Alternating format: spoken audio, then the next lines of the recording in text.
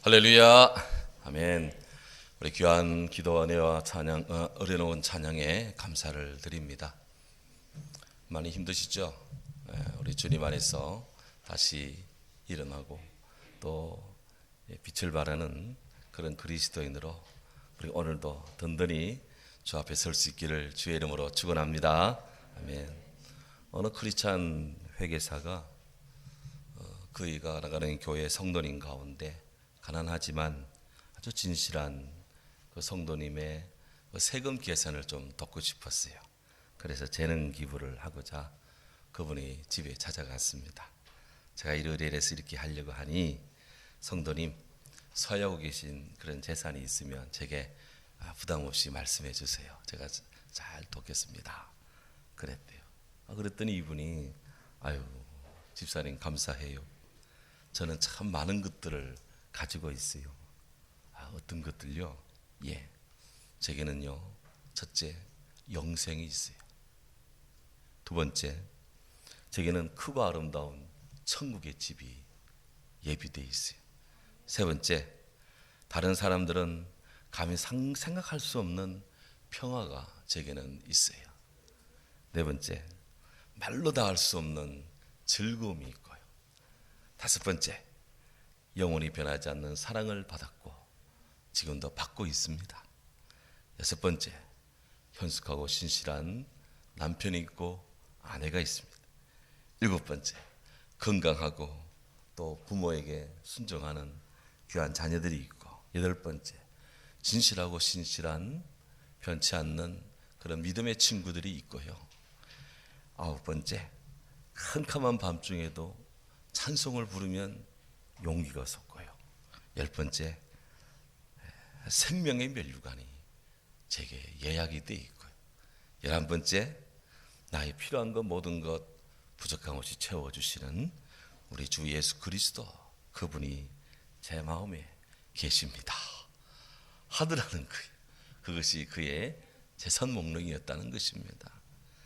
이 회계사는 장부를 조용히 듣고 성도님은 이 세상에서 가장 많은 것을 소유하고 있습니다.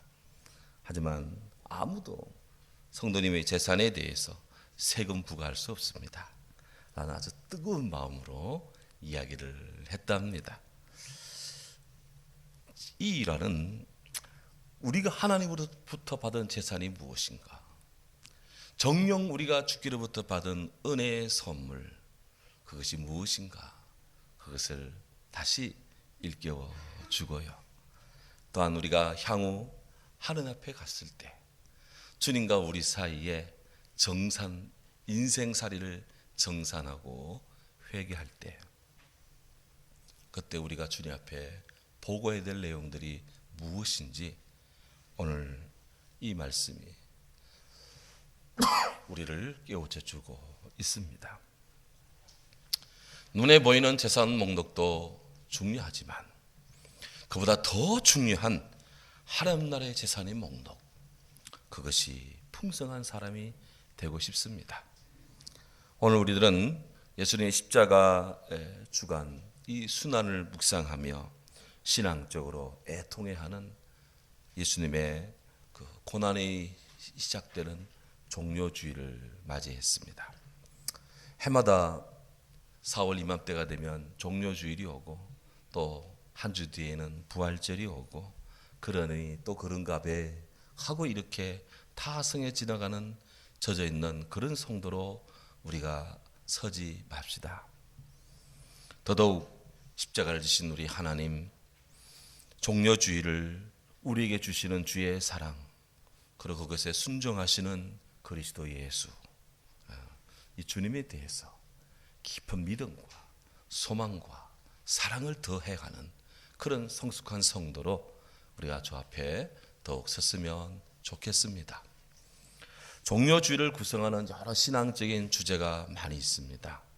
그 중에서 예수님을 모시고 예루살렘으로 올라간 나귀, 그 나귀 새끼는 단연 압권입니다. 저는 이 나귀를 가끔 생각합니다.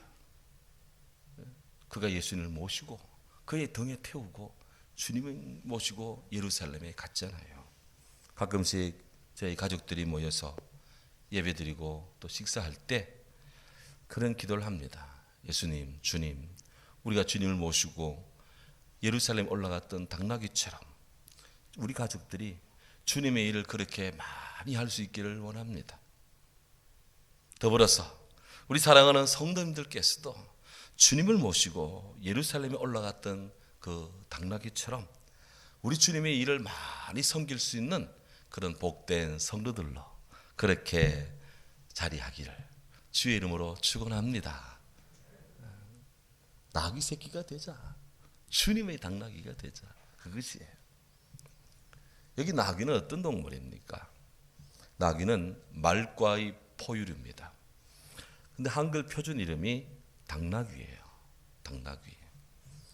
영어로 이 나귀를 애쉬라고 합니다. 문자적으로는 작은 것 이런 뜻인데요.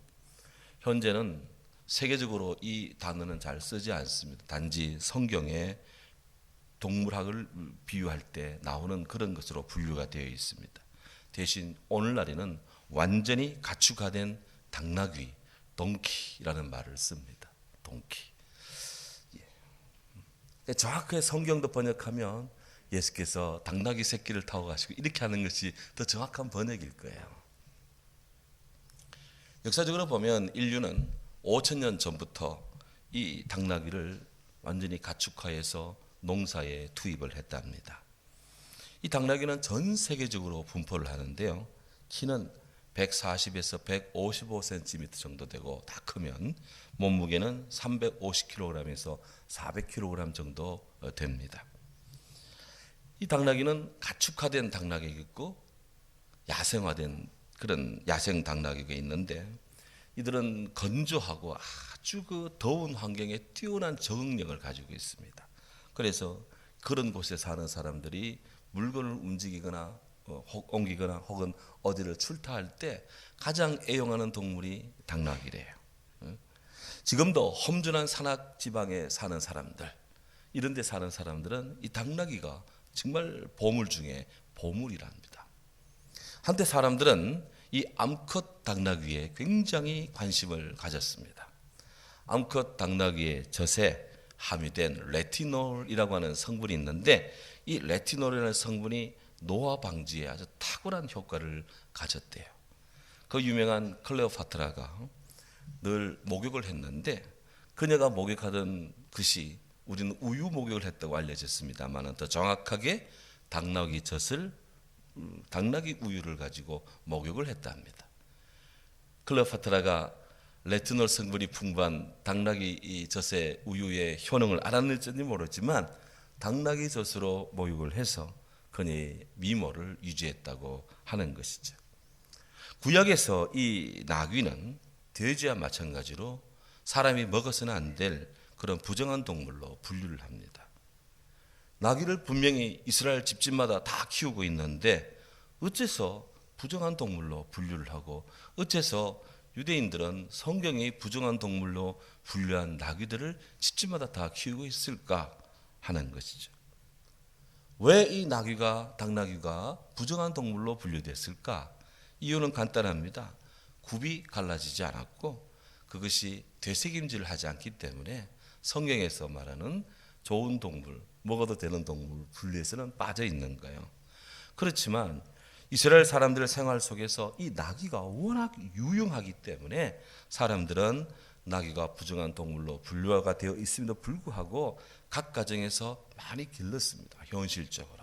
그래서 출애굽기 13장 12절 13절에 보면 모세율법에 짐승들의 처음 난 것들을 다 하나님께 바쳐야 했는데 이 바치는 중에 이 나귀도 새끼를 놓으면 첫 번째 것이 나오잖아요.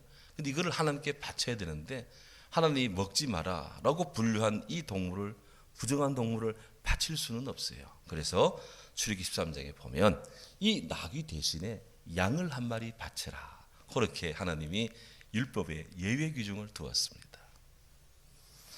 그렇게 해서 하나님께서 이스라엘 백성들이 또 탄력적으로 그들의 이 농사를 짓고 생활을 하도록 나귀를 집집마다 기를 수 있도록 묵시적으로 허용된 거예요.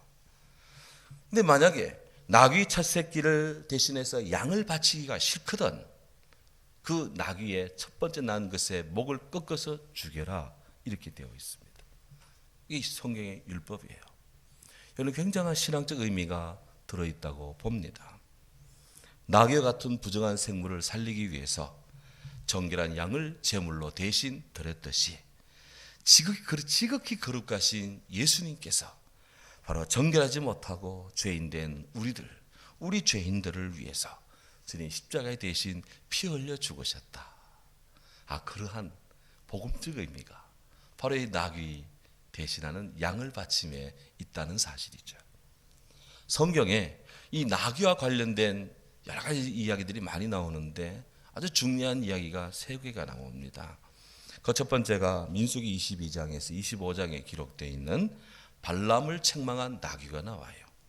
모압 왕 발락이 이스라엘 백성들이 잘 되는 꼴을 못 봅니다. 그래서 하나님 백성들, 이스라엘 백성들이 잘 되지 않고 저주를 받으면 좋겠다 싶어서 당시에 꽤 이름이 있는 발람이라고 하는 선지자를 부릅니다. 그에게 구획을 주고 삶은 다음 이스라엘 백성들을 저주하라고 그렇게 재촉을 합니다. 발람은 발락의 부탁을 받고 어쩔 수 없어서 나귀를 타고 이스라엘 백성들이 바라보이는 곳으로 갑니다. 저주하기 위해서. 그런데 이 나귀 주인의 말을 안 듣고 이 나귀가 말해요. 발람을 태운 나귀가 자꾸 옆길로 가는 거예요. 제 갈 길로 가지 않습니다. 3번이나 말을 듣지 않습니다. 그러자 발람이 자신의 말을 듣지 않는 이 나귀를 사정없이 두드려 팹니다.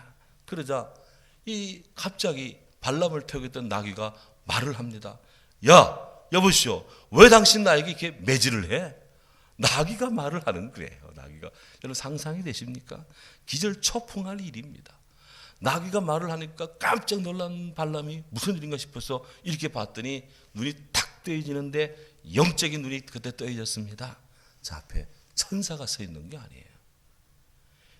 이 발람이 보지 못하는 것을 나귀가 본 거예요. 그래서 발람이 회개합니다. 발락의 사주를 받아서 맹목적으로 우둔한 행동을 할 뻔한 이 자신의 일 회개합니다. 그리고는 발람은 이스라엘 백성들을 보는 곳 쪽에 가서 저주를 하는 것이 아니라 축복을 하는 것이죠. 무슬림 전설에 따르면 발람의 이 나귀는 천국에 들어간 10마리 짐승 가운데 하나로 그렇게 분류가 되는 거예요. 성경에 참 유명한 에피소드 중에 하나입니다.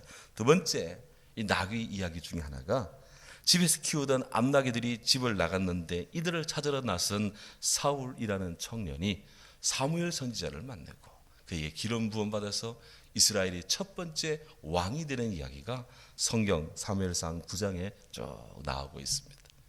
세 번째, 나귀와 관련된 중대한 성경의 이야기 중에 하나가 바로 예수님 태우고 모시고 예루살렘에 올라간 바로 그 나귀 새끼 이야기입니다.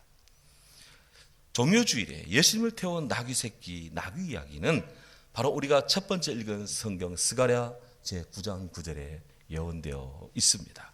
시온 백성들아 기뻐하여라.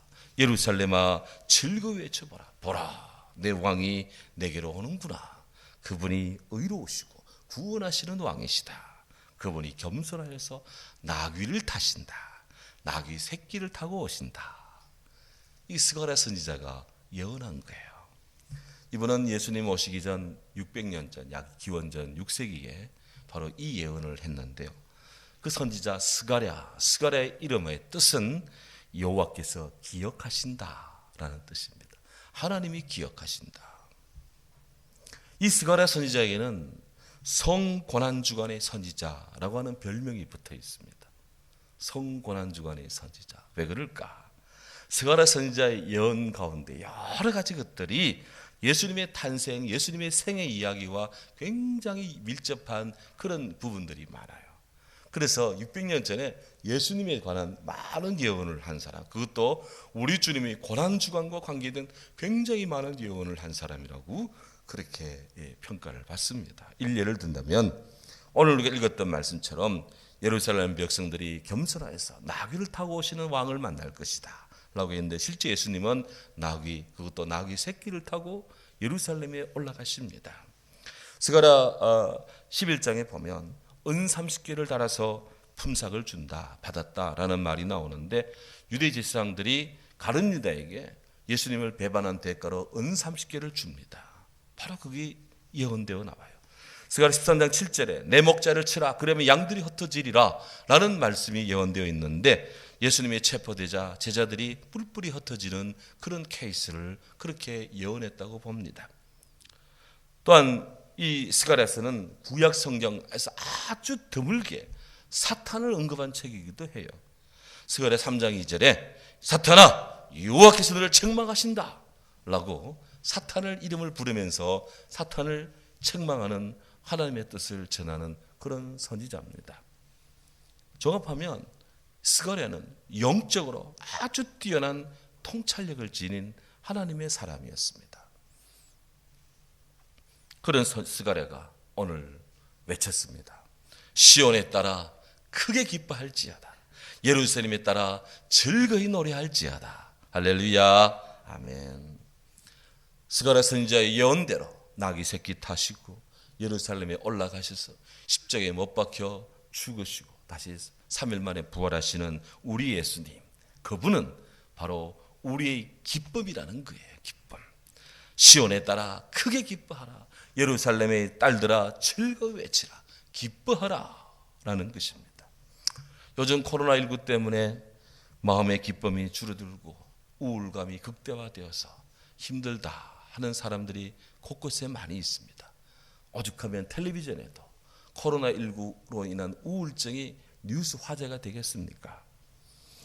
그만큼 신경들이 날카로워져 있습니다. 저마저도 코로나19로 인해서 가끔씩 신경이 날카로워질 때가 있습니다. 그런데 이 설교를 준비할 때쯤 신경이 굉장히 좀 날카로워져 있었는데 사택 싱크대에 이렇게 놓여 있는 이 접시에 joy라는 그 단어가 새겨져 있는 그 접시를 보았어요. 그 joy. 그 단어를 보면서 영어로 joy, 기쁨이라고 새겨져 있는 그 접시를 보면서 제 마음을 예수님 생각하며 달랬다는 거 아니에요. joy. 무슨 뜻일까요? 기쁨이라는 뜻이지만 어떻게 기쁨이 올까요? 그 joy라는 단어 속에 하나님의 뜻이 숨어 있어요. J, 그 철자마다 풀어보면 J. 우리 인생의 J는 누굴까? 지저스입니다. 예수님입니다. 예수님이 맨 앞에 나와 Jesus first. 예수님을 맨 앞에 두고 O, 다른 사람 others second. 두 번째 나오잖아요. 다른 사람 이웃을 두 번째 두고 Why? 나는 I는 나는 Y는 이 일도 포기하고 양보하면 내가 제일 꼴찌에 서서 주님 앞에 서고 그 다음에 이웃이 서고 나는 제일 뒤에 서 있으며 양보하면 기쁨이 온다. 기쁨이 끊이지 않는다. 기쁨이 샘솟는다. 기쁨에 젖는다. 기쁨을 외친다. 영적인 이런 은혜가 오는데 기쁘더라고요. 감사했죠. 사랑하는 성도 여러분, 저는 이때부터 그 다음 아침에 그때 결심을 했어요. 아침에 일어나자마자 예수님 감사합니다 라는 말을 제일 먼저 하자. 이 말을 하기 전에 다른 말 하지 말자. 제 아내 보고 잘 잤어. 이 말도 우리 주님께 주여 감사합니다 라는 말을 제일 먼저 하고 나서 하자 이렇게 결심을 했는데 지금까지 계속 실천해 오고 있습니다. 그리고 또 하나 결심을 합니다. 오늘 한 사람이라도 기쁘게 해주어야지. 오늘 만나는 사람 누구라도 내가 한 명이라도 기쁘게 해줘야지. 그런 결심을 했어요. 그래서 그 다음부터 뭐 원래 인사를 잘하며 다니지만 아파트에 우리 경배하시는 어른 보고 또 뭐 만나는 사람마다 야 반갑습니다. 안녕하십니까. 인사를 기쁘게 아주 최대한 밝은 미소를 띄우고 기쁘게 인사를 합니다. 코로나19 때문에 안 그래도 막 찌들어 있는데 말이지. 저라도 인사해야지, 기뻐해야지 했더니 기쁘더라고요. 그래서 만나는 사람마다 웃는 표정으로 대하자. 요즘 따스한 봄 햇살이 참 아름답습니다. 물론 사회적 거리두기 하도 방송을 하니까 그 햇빛 아래 뛰쳐나가지 못하는 그 답답한 마음이 어찌 다 위로가 되겠습니까마는, 웃는 얼굴은, 기뻐하는 마음은 햇살처럼 누구에게나 친근감을 주고 누구에게나 사랑스러움을 느끼게 하고 받게 만듭니다. 인생을 즐겁게 살려면 먼저 찌푸린 얼굴을 거두고 웃는 얼굴을 만들어라. 비록 당신의 나이가 들어서 얼굴에 주름이 끼었다 할지라도 주님 안에서 얼굴을 쫙 펴라. 다리미질 하지 말고 주의 은혜의 햇살 아래 쫙 얼굴을 펴라 하는 것입니다. 우리에게 모래톱을 넘어서 백조의 노래, 영어로 Crossing the Bar라는 그런 아주 아름다운 멋진 시를 지은 테니슨이라는 그런 시인이 있습니다. 이분의 시 가운데 이런 것이 있어요. 해는 지고 저녁 노을 반짝이는데 날 부르는 맑은 음성 들려오는구나. 나 바다 향해 먼 길 떠날 적에는 속세의 신음소리 없길 바라네. 움직여도 잠자는 듯한 고요한 바다. 소리 거품 일기에는 너무 그득해. 끝없는 기품에서 솟아난 물결. 다시금 번향 찾아 돌아갈 적에. 황혼에 들려오는 저녁 종소리. 그 뒤에 밀려오는 어둠이여. 떠나가는 내 배처의 닻을 올릴 때 이별의 슬픔일랑 없기를 바라네. 시간과 공간의 한계를 넘어 파도는 나를 멀리 싣고 갈지나 나 주님 배우리 직접 배우리 하늘나라 그 항구에 다다랐을 때. 참 귀한 시입니다. 이게 모래톱을 넘어서 백조의 놀이라는 거예요. 이 테니스는 자연에 나타난 하나님의 아름다운 섭리를 시적 언어로 이렇게 찬양한 그런 시인으로 유명한 시인입니다. 어느 날 그가 시골길을 가는데 아주 행복한 얼굴로 열심히 일을 하고 있는 어떤 부인을 만났대요. 그래서 인사를 전합니다. 부인, 오늘 아침에 뭐 좋은 소식 있는가 보죠? 이렇게 말을 걸었대요. 그랬더니 테니슨이 그 말에 탁 받아가지고 그 부인이 이런 대답을 했답니다. 선생님, 저는요 한 가지 소식밖에 몰라요. 그것은 예수 그리스도께서 온 인류를 위해 죽으셨다가 부활하셨다는 소식이에요. 이런 말을 한 겁니다. 그때 테니슨이 답을 했습니다. 부인, 맞습니다. 그것은 아주 오래된 소식이며 동시에 새로운 소식이죠. 정말 좋은 소식을 듣고 계시네요 한 거예요. 우리 주 예수 그리스도의 소식은 2000년 전부터 계속 들려온 오래된 뉴스이며 동시에 오늘 이 시점 우리의 삶의 실전 여기에 지금 우리 심령 속에 들려오는 하나님의 구원의 소식입니다. 늘 새로운 소식, 늘 새로운 주의 은혜의 소식입니다. 예수님 그분이 십자가에 죽으셨다면, 그리고 죽으셨다가 다시 부활하셨다면, 그 부활하신 주님이 우리와 함께하고 계시다면 이보다 더 기쁜 소식이 어디에 있겠습니까? 오늘 여기 이 코로나를 뚫고 죽기로 나온 사랑하는 성도들 마음속에 죽으시고 부활하신 우리 예수님의 승리와 생명의 소식이 오늘로 가득가득 이미 전해준 줄로 믿습니다. 우리는 주 안에서 기뻐하고 주 안에서 감사하고 주 안에서 우리는 희락을 느끼고 희열을 고백하는 그런 성도로, 주의 부활의 기쁨으로 가득하는 그런 성도로 자리할 수 있기를 주의 이름으로 축원합니다. 스가랴는 외칩니다. 보라, 내 왕이 나귀를 타시나니 그는 공의로우시며 구원을 베푸시며. 스가랴는 나귀 새끼 타고 예루살렘에 들어가 십자가에 못 박히고 무덤에 묻히고 다시 부활하시는 그 예수님, 그분은 의로우시며 구원하시는 왕이시다, 이렇게 소개하고 있습니다. 예수 그리스도 우리 주님이 우리 왕이시다라는 겁니다. 그렇습니다. 왕이시다. 저는 이 주님을 묵상합니다. 정녕 저와 여러분에게 있어서 예수 그리스도는 누구신가? 누가 저에게 마이크 대고 부활절 인터뷰를 한다면 당신에게 예수님은 누구십니까? 라고 묻는다면 무엇이라고 나는 고백을 할까?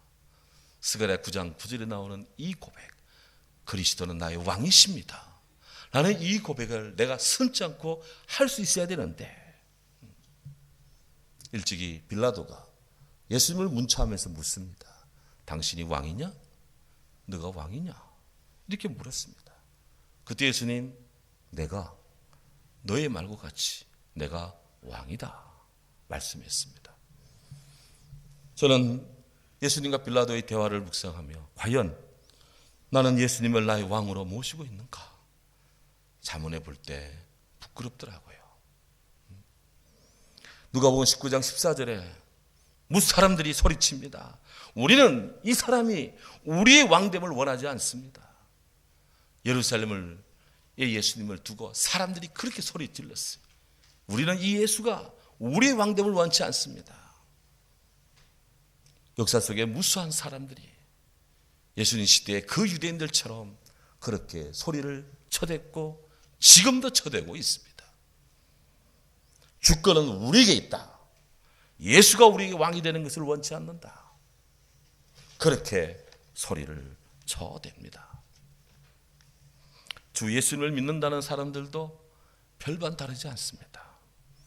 예수님을 주님이라 만왕의 왕이라 이야기는 하는데 실제 그것은 의전상의 립서비스일 뿐, 과연 우리가 우리 마음으로 정말 예수님을 나의 왕으로 고백하고 있느냐? 예수님에 대해 말도 막 하고 글도 막 쓰고 행동도 막 해야 됩니다. 이것은 왕으로 모시고 사는 사람들이 모습이 아닙니다. 저는 텔레비전 나오는 연속극 중에 사극을 주로 봅니다. 사극을 좋아해요. 그게 보면 왕을 대하는 사람들의 마음이 나옵니다. 충신이든 간신이든 왕을 대할 때 어떤 모습으로 대하느냐.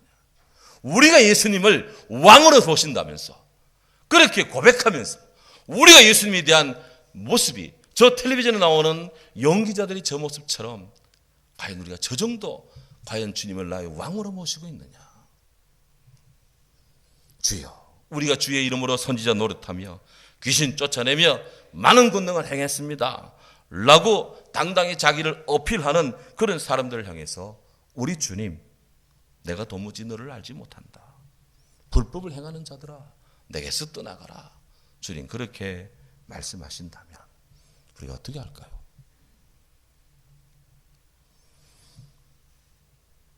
사도 바울은 그의 서신에서 주 안에서, 그리스도 안에서, in Christ, in the Lord, 이런 표현을 참 많이 사용합니다.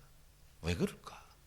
정녕 사도 바울의 주, 사도 바울의 왕은 그리스도이기 때문에, 그는 주님을 떠나 살 수 없고 예수님 떠나 살 수 없기 때문에 습관처럼 관습처럼 관용구처럼 그렇게 그 입에서 마음에서 우러나오는 것입니다.